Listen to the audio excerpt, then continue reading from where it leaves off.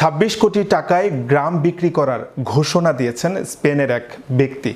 জানা গেছে এক ওয়েবসাইটে এমন ঘোষণা দেন গ্রামের মালিক। বিস্তারিত ডেস্ক রিপোর্টে। ওয়েবসাইটে গোটা একটি গ্রাম বিক্রির ঘোষণা এলো এবার। কি অবাক হচ্ছেন তাই না?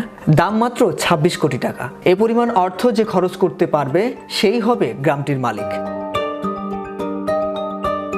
ওয়েবসাইটে গ্রামের মালিক লিখেছেন, আমি শহরে থাকি, গ্রামটি দেখাশোনা করা আমার পক্ষে সম্ভব নয়, তাই এটা বিক্রি করতে হচ্ছে। কেনার ক্ষমতা থাক বা না থাক, গোটা একটি গ্রাম কেন বিক্রি করা হচ্ছে সে কৌতূহল কারই বা নেই।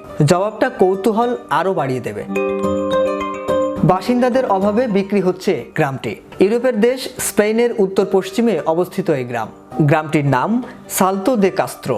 মাদ্রিদ থেকে মাত্র 3 ঘন্টার দূরত্বে পর্তুগাল সীমান্তে জামোরা প্রদেশে গেলেই দেখতে পাওয়া যাবে গ্রামটি। মূলত গ্রাম না বলে ছোট শহর বললেও ভুল হবে না। সেখানে ছোট ছোট অনেক ভবন আছে, 44টি বাড়ি, একটি হোটেল, একটি গির্জা, একটি স্কুল, একটি সুইমিং পুল, এমনকি সিভিল গার্ডের জন্য জায়গা আছে সেখানে।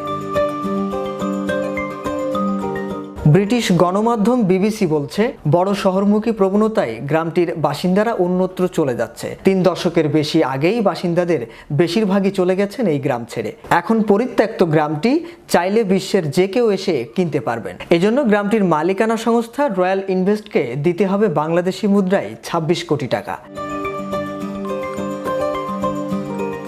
রয়্যাল ইনভেস্টের কর্মকর্তা রনি রদ্রিগেজ বলেছেন, 2000 সালের শুরুর দিকে সালতো দে কাস্ত্রো গ্রামটি এক ব্যক্তি কিনে নেন। এখানে একটি হোটেল করার স্বপ্ন ছিল তার। গ্রামটির বাসিন্দারা অন্যত্র চলে যাওয়াতে সেটি আর সম্ভব হয়নি। শাহরিয়ার আহমেদ, বিশ্ব বাংলা 24।